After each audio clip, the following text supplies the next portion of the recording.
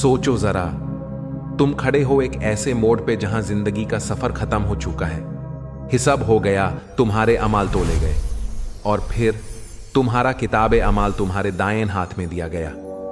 तुम बच गए हो, तुम कामयाब हो गए हो और अब तुम्हारे सामने है पुले सिरात। नीचे है जहन्नम का खौफनाक गड्ढा, ऐसे गराजता जैसे 1000 आग के पहाड़ एक साथ फट रहे हो, लेकिन तुम आगे बढ़ते हो। कुछ लोग बिजली की तरह इस पुल को पार करते हैं, कुछ हवा की रफ्तार से, कुछ हाथों और घुटनों के बल डर के साथ कांपते हुए, और कुछ नीचे गिर जाते हैं, उनके अमाल भारी, दिल खाली। अल्लाह हमें इस अंजाम से बचाए। लेकिन तुम अल्लाह की रहमत से आगे निकल जाते हो और फिर पुले सिरात पीछे रह जाता है। जहन्नम दूर हो चुका है। तुम नजर उठाते हो और सामने देखते हो जन्नत के दरवाजे, ऐसे दरवाजे जो किसी पत्थर या लोहे के नहीं, ये नूर से बने हुए हैं। उनकी चौड़ाई ऐसी जैसे 40 साल का सफर हो। यह फैंटेसी नहीं है, यह रसूल सल्लल्लाहु अलैहि वसल्लम का वादा है। और ऐसे 8 दरवाजे हैं, हर एक अल्लाह ने नाम दिया है, हर एक खास इबादत का निशान है। पहला, बाबुस सलात, उन लोगों के लिए जिनका दिल हमेशा नमाज में लगा रहता था। दूसरा, बाबुर रयान, रोजा रखने वालों के लिए जो सब्र और उम्मीद के साथ रोजा रखते थे।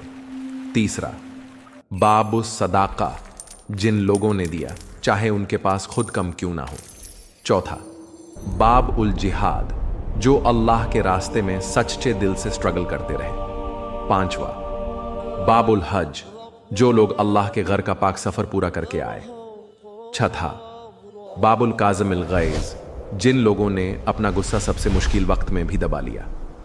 सातवां, बाबुल ईमान, जिनको हिसाब के बगैर ही जन्नत में दाखिल किया गया।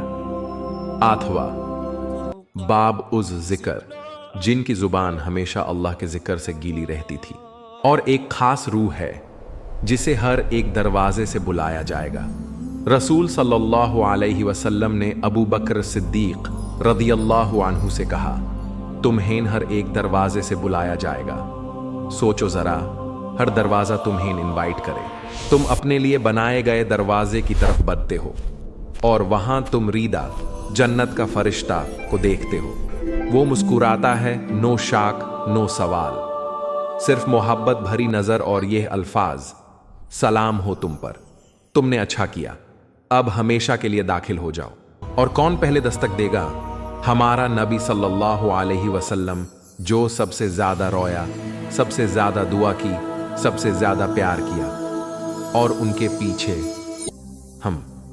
हमारी शक्लें चांद की तरह चमक रही होती हैं, वुदू के नूर से रोशन हाथ और पांव। और फिर वो दरवाजा खुलता है, एक हवा चेहरे से टकराती है जैसे जन्नत ने छू लिया हो, ऐसी खुशबू जो दिल को छेड़ जाए।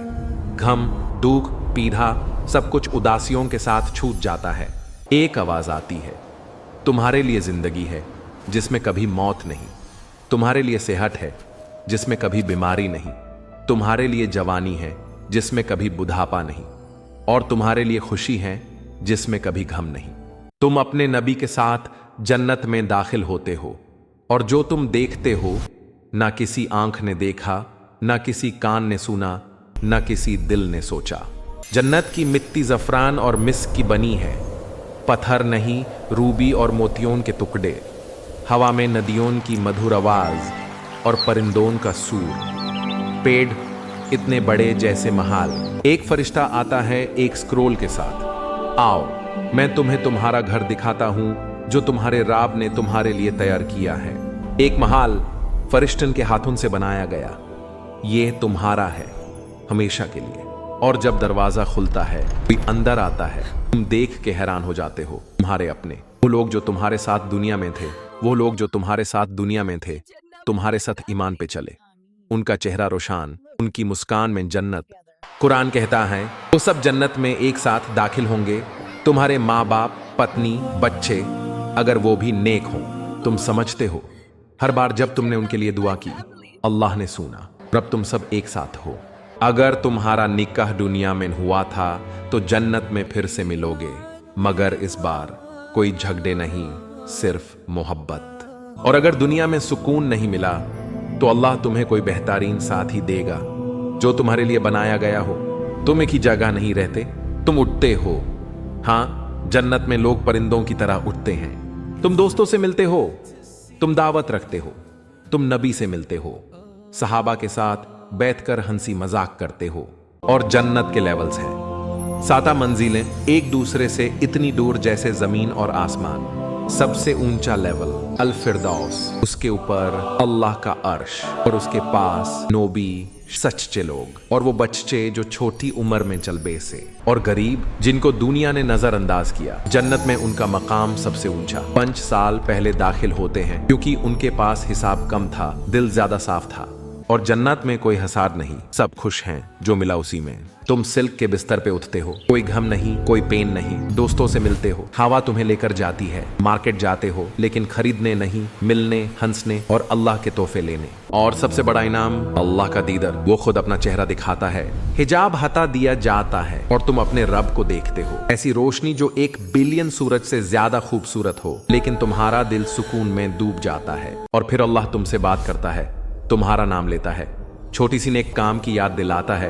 वो 1 रुपया जो छुप के दिया था, वो सब्र जो तूने गुस्सा दाबा के दिखाया, और कहता है अब मैं तुमसे राजी हो गया हूं और कभी नाराज नहीं होगा।